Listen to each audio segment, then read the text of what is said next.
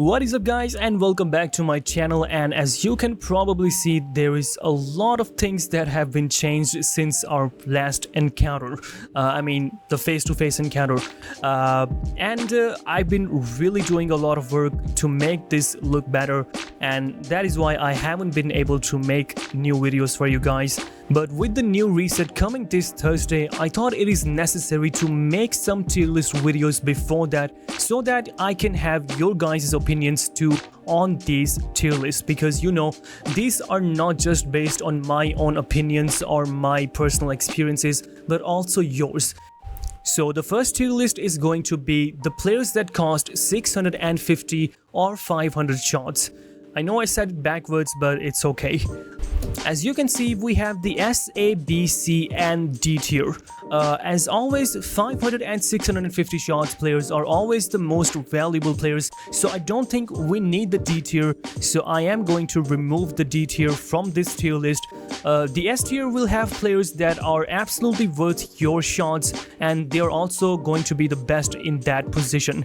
The A tier has players that are really good but not as good as S.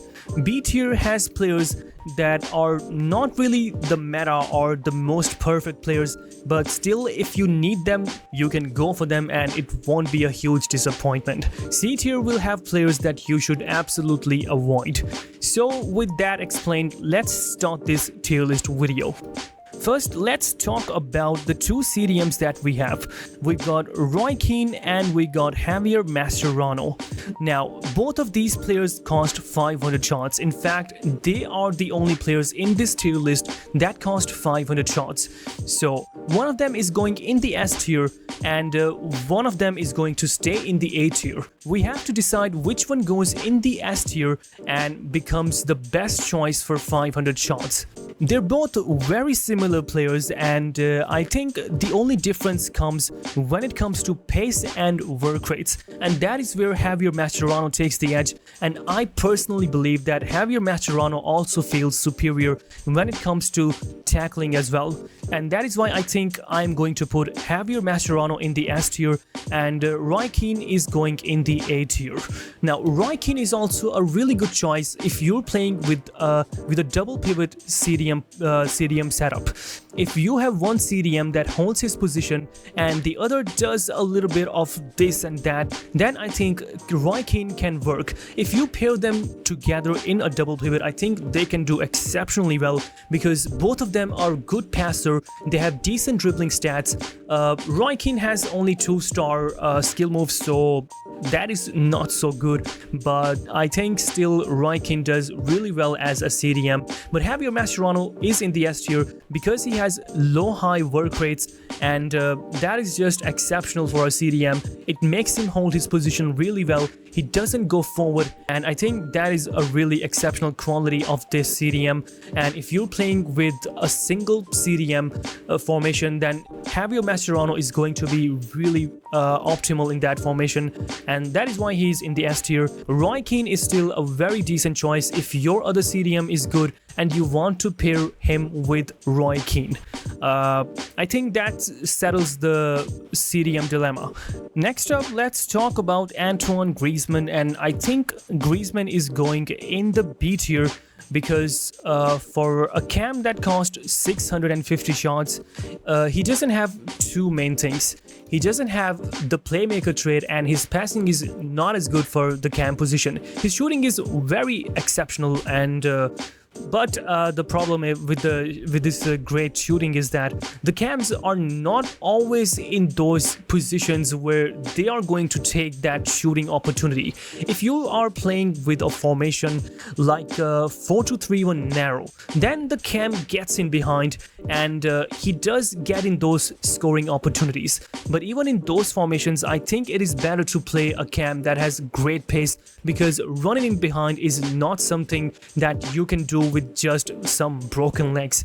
And even though Griezmann does have good pace on paper, but still, you know, you don't get any pace benefits from the skill boost, so I think it is not enough. And for that reason, I'm going to put Griezmann in the B tier, because having those amazing shooting attributes are not going to help you. Your cam should have great passing stats, at least a playmaker trait, and only then I think that cam deserves to be in A or S. And that is why Griezmann is in the B tier. If you guys have your own opinions, if you think Griezmann should be A or S, I don't think he's S, but if you think he should be A, then just let me know down in the comments. Next up, I want to talk about Ledley King. Now, King is also a very interesting option at the center back position, because he is an exceptional center back in my opinion. If you're not good with manual defending, then I think you are going to struggle with almost any center back. So if you want your manual defending to improve, you have to check my defending guide video. The video will pop up right about now, and the link will also be in the description.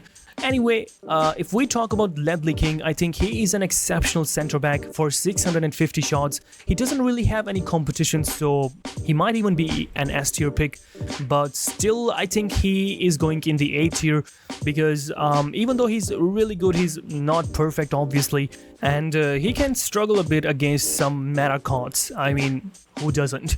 But still, I think Ledley is going in the A tier. He's a really good center back. His tackling is really good. He can physically hold himself really well. So I think A tier suffices for Ledley King. For Lampard, I think Lampard is a really interesting choice, because I feel like Lampard should be an S tier pick, because he seems like one of the best looking central mid in the game, and he has exceptional pace. His overall stats are really balanced. I mean, he is in that middle ground. He doesn't have exceptional passing, he doesn't have exceptional shooting or defending or physical or anything, but he is a really balanced card. His work rates are also balanced, which are medium. I know many people like to have their CMs with high work rates so that they cover all the ground, but I think medium work rates work really well too. But still, I think Lampard should be in the A tier, because he cost 650 shots, and he still feels a bit lackluster. I mean, his passing is good, but still, it doesn't feel like you're playing with a playmaker. You know, when you pass with somebody like Xavi or Guti, then your passes just reach like a rocket. But that, you don't get this feeling with Lampard. I think he's more of a box-to-box kind of a player with medium work rates, of course. He doesn't really run much, but and that is why I think Lampard should be in the A tier as well. I do have a feeling we will get a better CM option in that price range.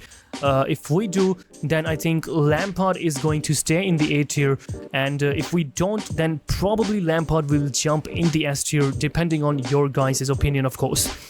Lastly, we got Rudy Vuller, and Vuller is 100% in my opinion going in the S tier, because Vuller is an exceptional card. He's got great pace. 126 pace is really good. I mean, R9 has the same pace, so you get some idea. 128 shooting is crazy good in my opinion, and I think he does really well when it comes to finishing his chances, even with his weaker foot, which is a 4-star weak foot. He's got 4-star stamina, I think, probably 4.5 star. I'm not sure about that, I'm sorry, I kind of forgot, but he's got 4-star weak foot, 4-star skill moves, which are really helpful, and finesse shot and power header trait, which are really solid and helpful too. If we talk about dribbling, then he's not the smoothest player on the pitch, because he's got, I think, 116 dribbling stats, but he does feel good enough. I mean, he can dribble past some defenders, and his skill stun might not be as good, but it gets you around if you do it perfectly. So for that reason, I think Rudy Vuller is going in the S tier, because he also doesn't have any competition, and if you need a striker in that price range, Rudy Vuller is a really good choice. But in case we get some other striker which is better than Vuller, Vuller's position might change. So I think that wraps up today's video. If you have any thoughts, any questions about this tier list, please do let me know down in the comment section. And If you want to stay updated with my new tier list videos, you have to subscribe to the channel, turn on notification bell and stay tuned. I will see you guys in the next video.